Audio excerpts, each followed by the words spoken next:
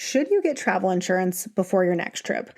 That is what we're covering today, including how I think through the coverage that we need and should have before we travel. So listen in.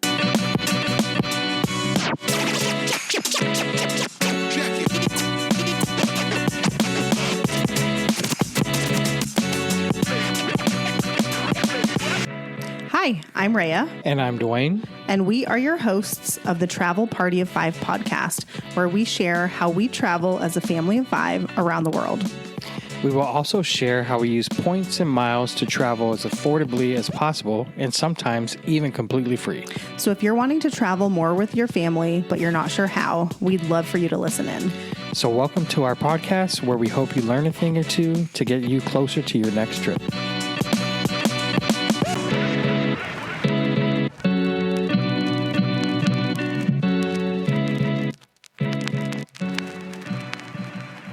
Hello, friends, and welcome back to Travel Party of Five podcast. My name is Rhea. I am your solo host today.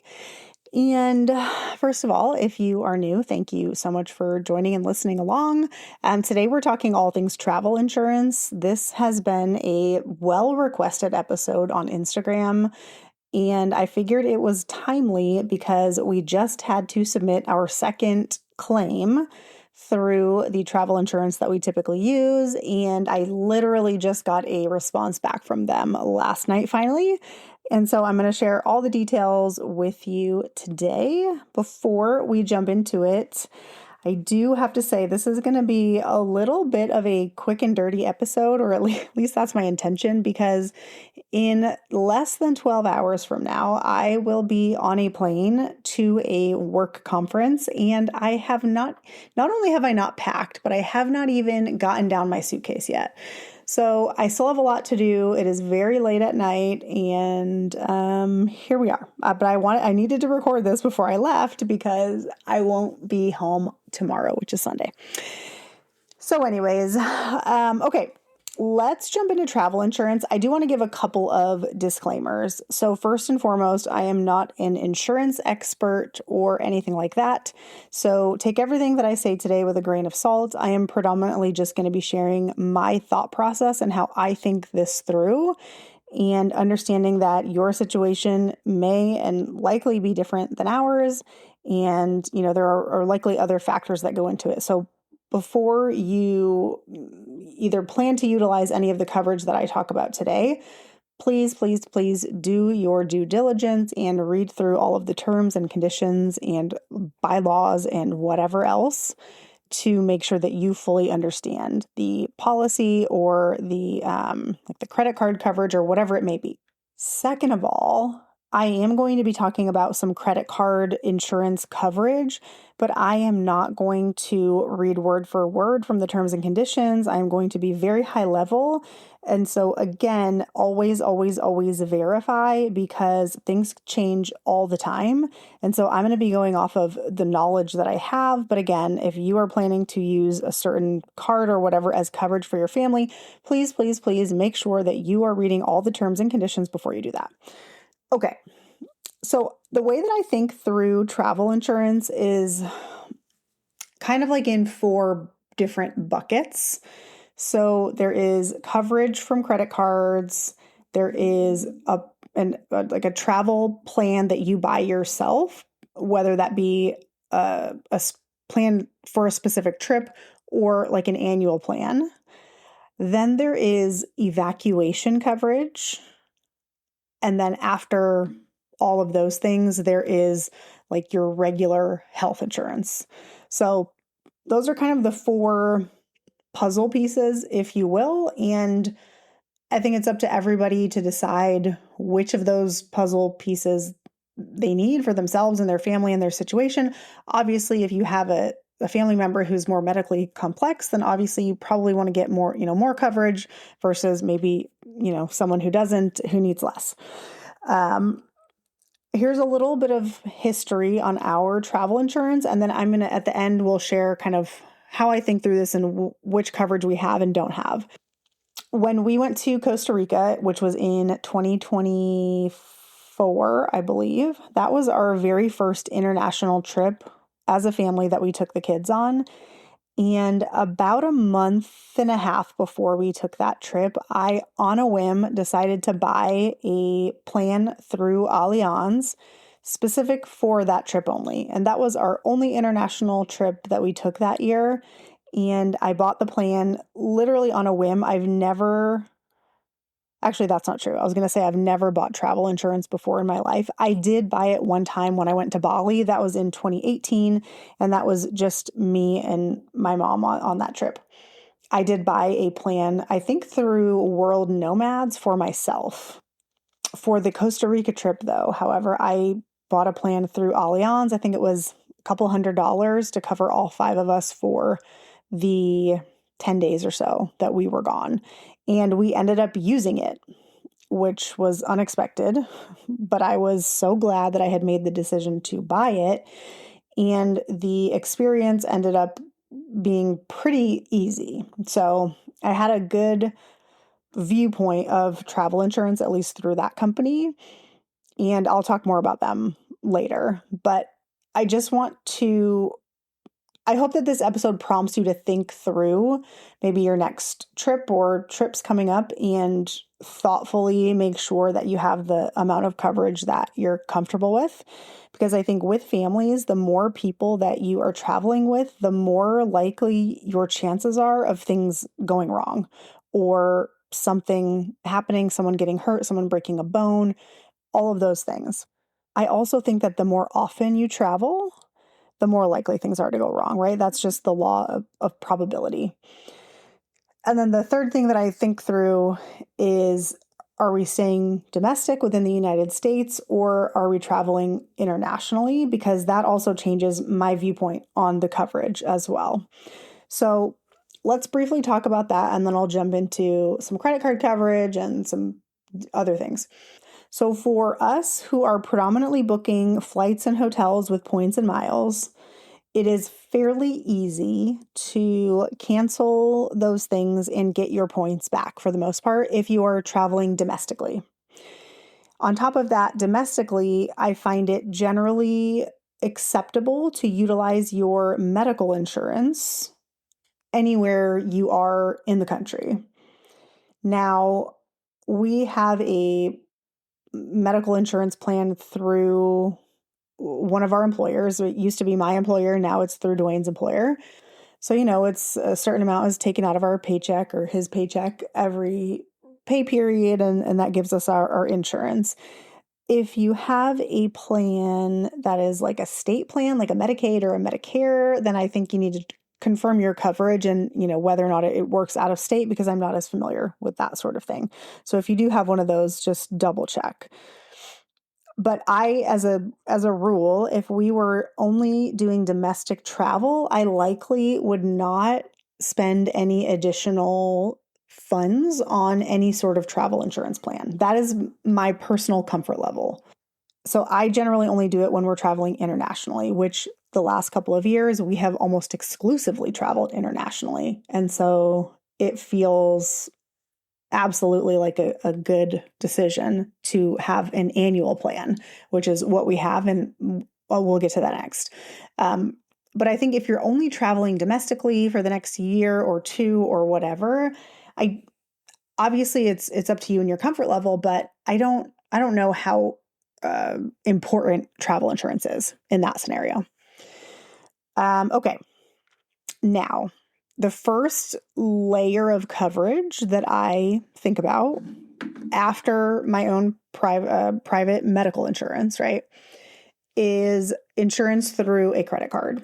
And a lot of us probably already have more coverage than we realize, depending on the credit cards that we're utilizing to book our travel, especially if you're in the points and miles space and you have like the Chase Sapphire Preferred or Reserve or the Venture X or those sorts of things. But the key factor in the credit card coverage is that you have to book with that credit card in order to activate the insurance. So for example, the Chase Sapphire Reserve comes with primary rental car insurance if you utilize the Chase Sapphire Reserve to rent the car. But if you use a different card, you don't have the coverage. So that's kind of the first piece to factor in, is you have to utilize the card in order to activate the insurance coverage on it, if it has insurance coverage. Now, if you're paying hotels with points and there's no cash, that's a situation where you would just want to cancel and hopefully get your points back. If you're within a cancellation window, ideally you would want to reschedule for a date that is outside the cancellation window and then cancel. In a perfect world, that is how it would work. As for flights, if you are paying for the taxes and fees on the credit card that has the insurance coverage, that should then activate the coverage. So the first card that comes to mind, and the one that I utilize to book 99.9% of our travel, especially flights, is the Chase Sapphire Reserve. This covers trip delay of over 6 hours, up to $500 per traveler, lost or damaged baggage, up to $3,000 per person per trip, emergency evacuation, and I already mentioned the primary rental car insurance, and it also does include some medical coverage. I do think it is a little bit limited, and I do think the evacuation benefit is not quite the same as like an emergency medical plan. So factor all of that in. What I think of the Chase Sapphire Reserve for is covering my flights and my bags. I really don't consider it for medical, even though I likely could, but there is sometimes a chance where I'm not using that card to pay for a flight. For example, when we flew back from Thailand, I booked our flights through the Amex portal, and I did not use my Chase Sapphire Reserve at all. I used an Amex card, and it was specifically an Amex business card. And since we were not traveling on business, I would have really hesitated to use any sort of coverage on the Amex card for that trip. That's where my second bucket comes into play, which we'll talk about in a minute, which is getting kind of either a plan outside of your credit cards that either covers that trip specifically or your whole family for the whole year. But the Chase Sapphire Reserve is my go-to for all travel that I book where I may want some sort of coverage. And again, that is typically flights for the most part and rental cars. The second card that has very decent coverage is the Amex Platinum card. This also has trip cancellation and interruption. It has trip delay, which also kicks in after 6 hours. It does have emergency evacuation, or what do they call it? Medical transportation and repatriation at no cost if you coordinate through American Express's Premium Global Assist hotline. I think the key piece to know here is that I think you have to coordinate it through Amex or it does not apply. They also cover baggage, like lost or stolen or whatever. And there is no standalone medical coverage. And I already kind of said this, but the evacuation is only free if Amex coordinates it. I also think that the evacuation is only to the nearest like suitable place, but potentially not the place that you want to go to, if that makes sense. The third card would be the Capital One Venture X. This also has trip cancellation and interruption insurance. However, I think it's a little more limited in what triggers that. And I think it has to be like death or illness of you or an immediate family member, whereas I think the previous two cards are a little more broad. The Venture X also has trip delay. I think it's like an okay card for insurance, but it's like the weakest of the three I've mentioned so far. It's not one personally that I use. The Chase Sapphire Reserve, again, is my go-to for anything like this. And then the fourth card that I came across when I was doing my research is the Bilt Palladium card, which was not actually on my radar at all. So I did a little research. It is a World Elite MasterCard, which means it does offer premium travel insurance, including, again, trip cancellation or interruption, up to $5,000 per trip, trip delay reimbursement, again, 6+ hours delayed. It offers secondary car rental insurance. So again, not primary. And it has like, baggage delay, lost luggage, all that sorts of things as well. So if you don't have a Chase Sapphire or a Amex Platinum, then the Bilt card could be a potential like second best option. So keep that in mind. So again, when I think of these credit cards, they are kind of like my first stopgap, if you will, above my primary medical insurance if we're out of the country. None of these cards cover cancel for any reason. No card provides like good standalone medical coverage internationally. And again, award tickets can be tricky. You have to pay for the flights, taxes, and fees with the card. And again, the if you're booking on points, that also gets tricky because there's no like cash value that you're losing. And so the credit cards are my first kind of stop.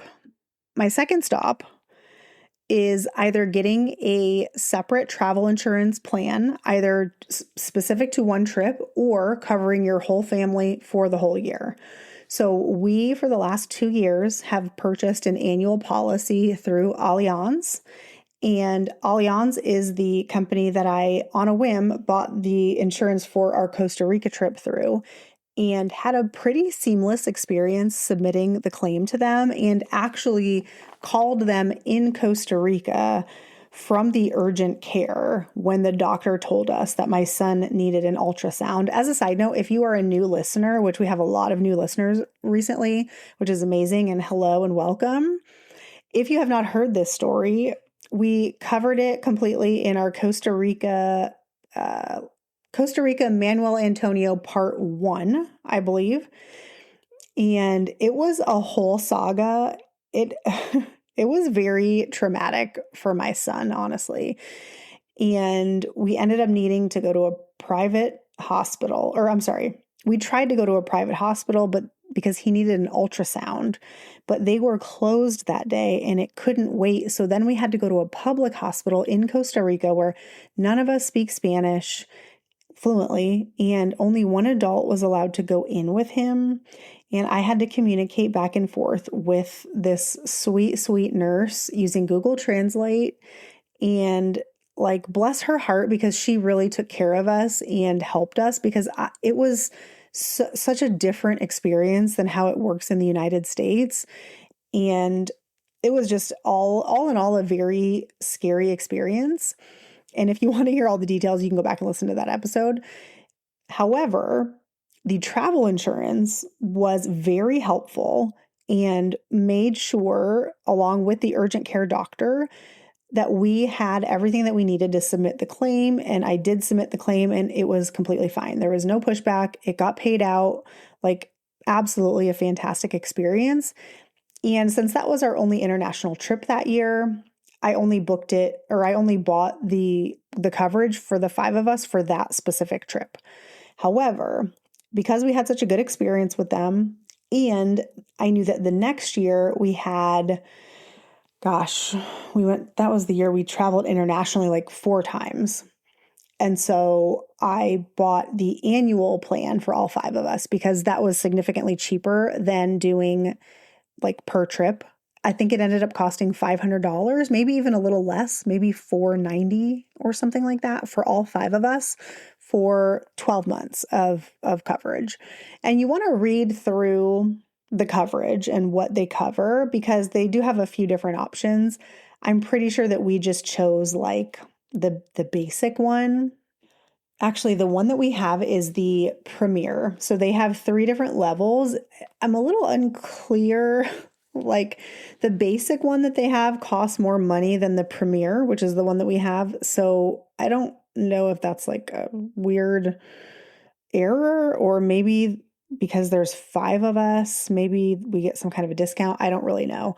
So they have basic, Premier, and executive. The executive is very expensive. That is $2,500 for a family of 5. That's not the one that we have.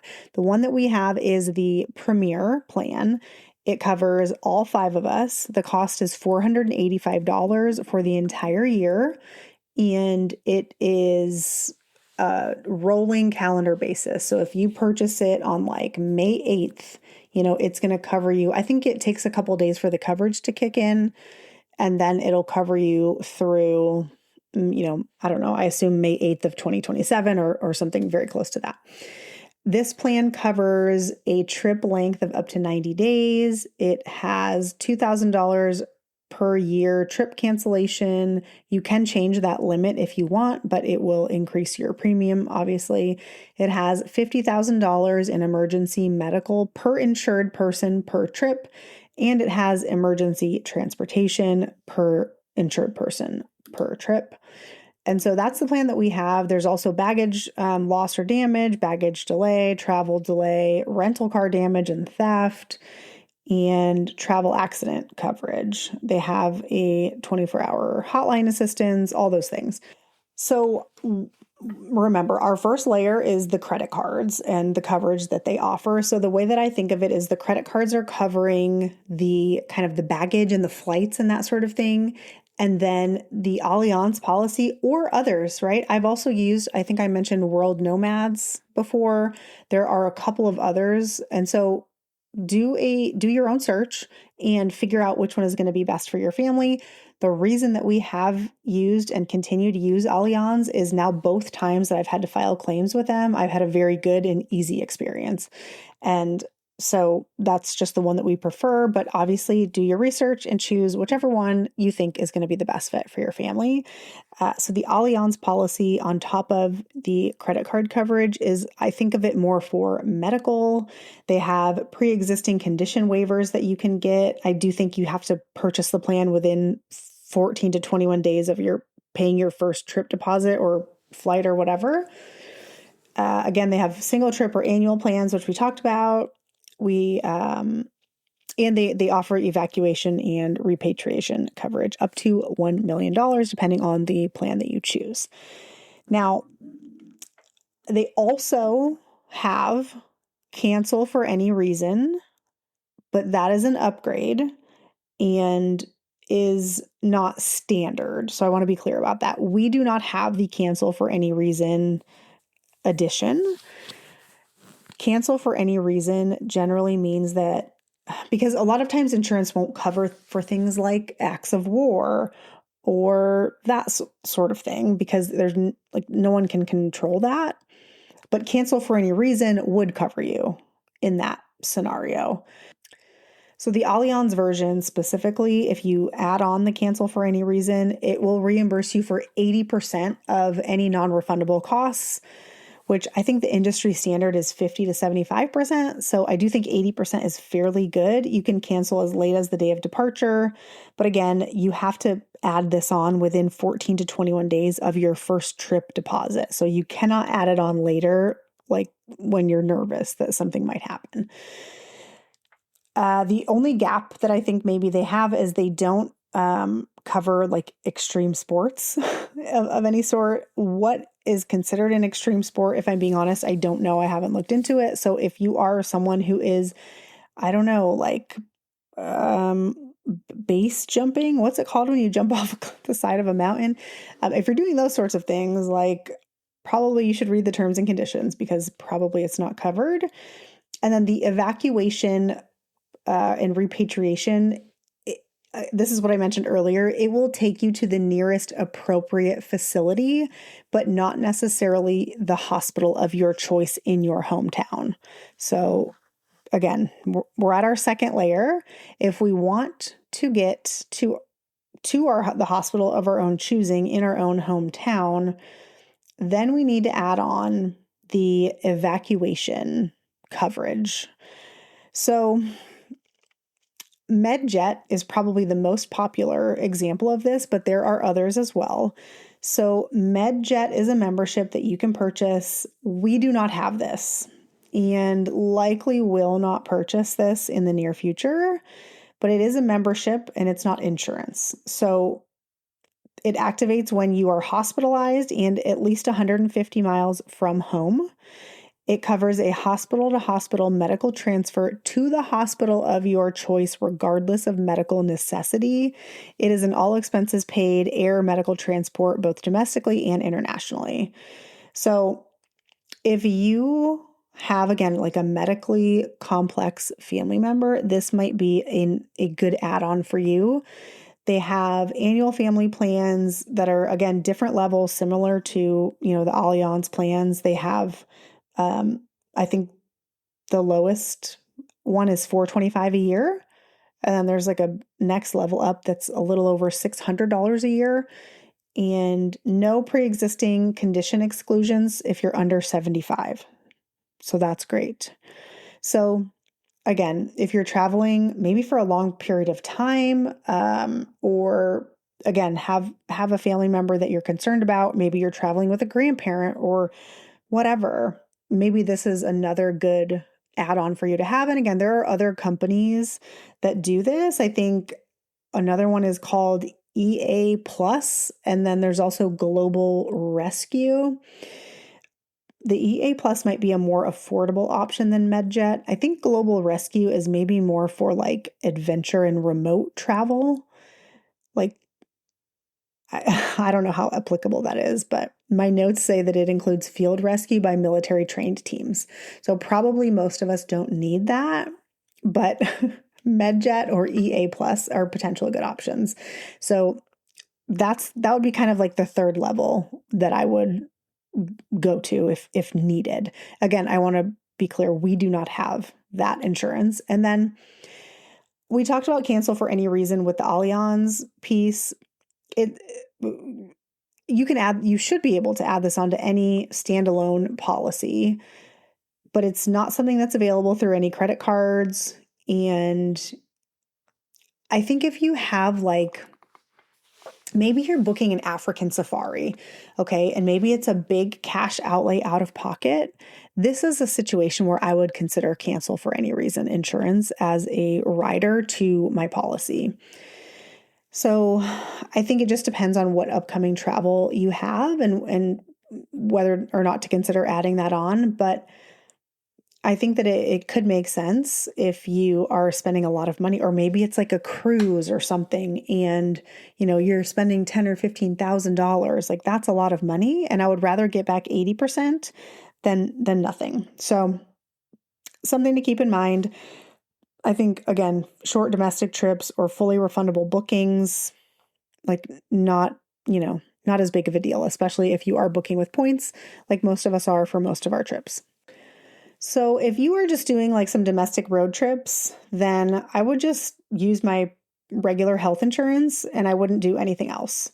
If you're going to take some domestic trips where you're flying, but again, staying domestic, I would ensure that I have at least one good credit card that is a personal credit card.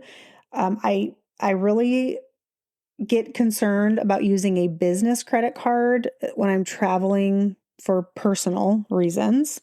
So I would make sure that I have a personal credit card that has some good flight protections, and baggage protections, like the Chase Sapphire Reserve, the Amex Platinum, the personal one, or maybe potentially the Venture X.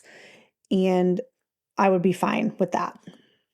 If I were doing a short international trip, either to Mexico or the Caribbean, maybe, I may consider, in addition to the credit card coverage, I may consider getting a standalone policy for that specific trip, like we did for our Costa Rica trip. And then if you're traveling long haul international, so Asia, Europe, South America, any of those, I would make sure that I have a credit card with coverage and then a standalone policy. Again, whether that's an annual policy or just for that trip, either way is fine. And then if I do have a family member that I'm concerned about, I would also consider getting a Medjet membership. And if I have a big, huge, non-refundable international trip, again, I mentioned an African safari, or I don't know, maybe you're going to Antarctica, right? Those cruises that they do. I guess it is a cruise, but it's not like a traditional cruise. That is an example where I would use all of those layers. So the credit card, the standalone policy, and then also the Medjet and the cancel for any reason. So I think you have to evaluate what your family needs, your family best, and where you're going, and then decide from there. But it's not something that I would recommend just sticking your head in the sand over. So again, I mentioned we have now used this benefit twice. And the first time I already talked about in Costa Rica, 2024. Go back, listen to the episode if you want more details. I also just filed our claims for our trip to Thailand, and I just heard back yesterday that our claim has been paid in full. Now, I do want to walk you through the process because it wasn't, what's the word? It was pretty easy, but it wasn't seamless. So if you listened to our episodes on Thailand, you know that we had quite a few things go wrong. The two biggest things were that Dwayne's carry-on bag was taken off of our positioning flight from Phoenix to San Francisco before we got off the plane, leaving us to then take someone else's bag, not realizing it at the time, but they had the same exact suitcase. And we did not get his bag back until we returned from Thailand.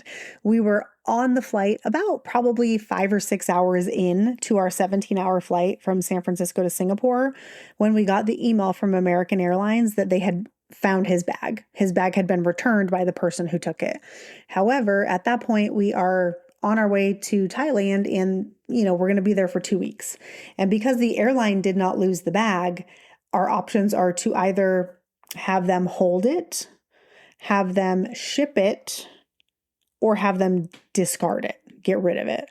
So we choose to have them hold it because we are flying back through San Francisco on the way back, which also, that doesn't always happen because we book separate one ways. So that happened to just be like complete luck. Our second option would have been to have them ship it, but we can't have them ship it to Thailand because number one, we don't know how long it's going to take or what kind of condition it would arrive in, but also how much would it cost? We're only in each place for 3 or 4 days at a time. So the chances of it making its way to us were slim. So we knew they were just going to have to hold it, but all of Dwayne's clothes were in that bag. So we had to then buy him a whole new wardrobe while we were there, plus a whole new suitcase. So that amounted to around $700, maybe $740, I think. And I kept all the receipts and I used my Chase Sapphire Reserve to pay for all of it because I wasn't sure if our Allianz policy was going to cover it. And if they didn't cover it, I was going to submit it through Chase. So that was kind of my thought process was I'm going to start with Allianz. And if they say no, then I'm going to move on to Chase. So I made sure to pay for all of the items with the Chase card just in case and keep all the receipts. Then, right, that was at the beginning of the trip. Then at the end of the trip, right, we had one kid had a stomach bug. And then a couple of days later, my oldest son got the stomach bug and ended up needing to go to the ER at midnight the night before we left to fly home because he was vomiting blood. And so that was also scary and terrifying. And we, again, paid out of pocket, but I wasn't stressed about the cost because number one, we're going to put it on a credit card, first of all. So it's not like I need to come up with that cash right away. But also I was very confident in Allianz covering this issue because I had already been through this experience. So Dwayne is the one who took him to the hospital. I told Dwayne, make sure you tell them that you need receipts to submit it to your travel insurance, and they're going to know what you need. And they did. They knew exactly what he needed. They put it all in an envelope, and it was a very easy process. So those two things combined ended up costing around $1,300. Okay, again, the policy itself cost $485. So when we got back, I submitted the claim to them, and it's a very easy process to do online. And I was able to submit both the medical and the baggage together as two separate issues, but part of the same claim. So that was also very easy. For the medical portion, it was very straightforward. It's just a medical issue, and I was able to upload all the receipts that they provided us and no problems there. That actually paid out first before the baggage. So, and going back to the medical thing, I think I just had to enter in like our private medical insurance that we have, like, when we go to the doctor here, and the receipts. So I did add in the medical insurance, and then, to be honest, I don't know what they do with that. I don't know if they then submit a claim to our insurance, because potentially our plan does cover us internationally. I have no idea. For the baggage, it was a little less straightforward, because you have baggage like delay, baggage lost, or theft. And I submitted it under theft because technically it was. And so I tried to write in there like the situation, but they don't give you a ton of space to explain the situation. I did have an email that Dwayne had received from American Airlines, which had his description of the issue, which is someone took my bag and mistook it for theirs, and it wasn't returned in time before our international flight. But I really wanted to have the handwritten form that he filled out saying that there was an issue, and I didn't have that. So in hindsight, I would have told him to take a picture of the form that he filled out before he handed it to them at the airport. And that's what I would recommend for you as well, if this is happening to you, just so that you have some form of documentation. There was a moment where I thought that the clothes and stuff that we had to purchase were not going to be covered, because I got a call about 2 weeks after I had submitted the claim. It was from Allianz, and it was someone saying, we need more information. We need a police report, or, something from American Airlines or the airline. And I said, well, I uploaded the form from the airline, and it just seemed like they weren't understanding what I was saying, and they kept just repeating themselves. And I kept saying, but no, I gave you that. And so it was a little bit of a frustrating call, and I let it sit for a day or two. They did send me an email saying that more information was needed, and what they had requested was a police report. So then I finally just called the number, like their customer service number, and I just said, hey, like potentially I filled this out wrong. And so I said, maybe you can help me. I said, let me explain the situation. And I explained the situation. The guy was very understanding. He was like, oh, that actually happened to me once, except I was the person who took the wrong bag a couple years ago. And he was able to look at the claim, look at everything I submitted. He actually said, oh no, you did this correctly. Like, it should have been submitted as theft. And I don't think you should need a police report, but let me chat with the adjuster, I think is the term that he used. And he was like, let me explain to him. And then he put me on hold for a bit, and then he came back and he said, okay, he'll be back in the office tomorrow and he'll review it. And, you'll likely hear something back in about a week is what I thought. It ended up only being 2 additional days. And then I got an email saying that our claim had been paid. I signed in and I looked, and sure enough, they had paid out both the medical and the baggage for a total of close to $1,300. So all in all, not a bad experience at all, right? I had to make one phone call, and I just had to say, hey, I just want to explain this, and maybe you can help me. Maybe I should have done it as lost. I just, the airline didn't lose it, and so therefore the airline wasn't going to reimburse anything. And so turns out theft was the correct way to do it. And I'm really pleased. I will 100% utilize them again next year for our family plan. Now, we have been back from Thailand for 5 or 6 weeks at this point. And I want to be clear, it didn't take that long for this to be resolved. I didn't even submit the claim to them until at least 2 weeks after we had been back. I tried once before, and I had gotten a lot of the stuff uploaded, but then I was just really overwhelmed and I didn't save it, I guess. And so all of my progress was lost. So then I had to start from the beginning, and I just was like, you know what? I just can't do this right now. And so it was probably about 2.5 or 3 weeks before I even submitted the claim. And then I would say it took about 2.5 weeks total for them to pay it out. So I mean, I just can't say enough good things. Like all of our experiences with Allianz have been fantastic. And I would absolutely recommend them if you were looking for a travel insurance plan. So I think if I were going to recap this episode, I would just say these are the important things for you to do when you're thinking about your next trip or year of trips or whatever. Is number one, know what the credit cards that you have will actually cover. For international travel with kids, I do recommend layering a standalone policy on top of whatever credit card coverage you may have.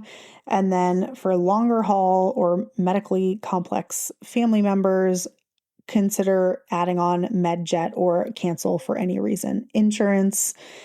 And if you have any other questions, please send me a DM on Instagram. Happy to answer. And I thought that this would be a short episode, and now it's been 40 minutes. So sorry about that, but hopefully this was helpful, and I will catch you on the next episode. Okay, bye.